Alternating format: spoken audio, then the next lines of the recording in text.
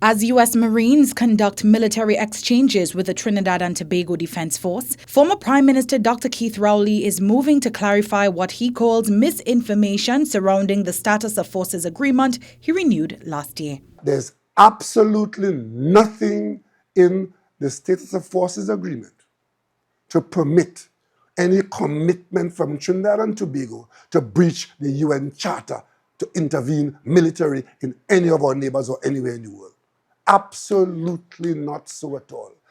Anybody from the government saying that, it is a lie. He argued that if Trinidad and Tobago is now seen as aligned to the United States in any future confrontation with Venezuela, that perception is the result of decisions made by the current government, not his administration. There's nothing in any document that I'm aware of which prevents the sovereign government of Trinidad and Tobago from saying yes or no to any request coming from any country if we believe that it jeopardizes our sovereignty or puts our vulnerability to the test. He also delivered a blistering criticism of the Prime Minister's handling of the issue. We have a Bajan Prime Minister who doesn't go to work, doesn't talk to the media, don't care who she fire, don't care who gets a job, but she bad. This is not carnival. This is not a joke. It's all well and good for the Prime Minister to stay home and hide and talk stupidness through buffoons.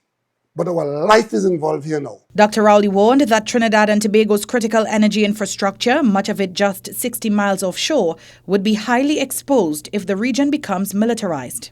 If a threat like that comes to us, a credible threat, that those platforms are in fact legitimate targets, those international companies will do one thing. They will remove their staff from the platform. Once they come off the platform, it shuts down the gas supply to Trinidad and Tobago. And that shuts down Point Lisas. It shuts down the Atlantic LNG plant. And it shuts down every factory in Trinidad and Tobago because it would have shut down TNTech. He also said contemporary conflict no longer begins with troops but with drones, missiles and cyber attacks, tools that could cripple the country long before any physical confrontation. They have sacrificed our neutrality in matters of this nature, and they put us in a very, very vulnerable position. So vulnerable that if it comes to a shooting war off our coast, we are defenseless, and our economy is defenseless.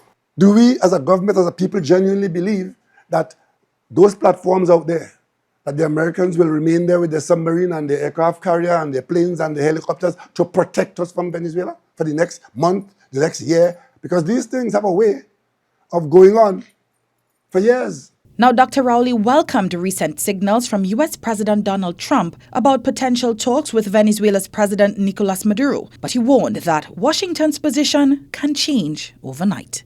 Doris Polo, CNC3 News.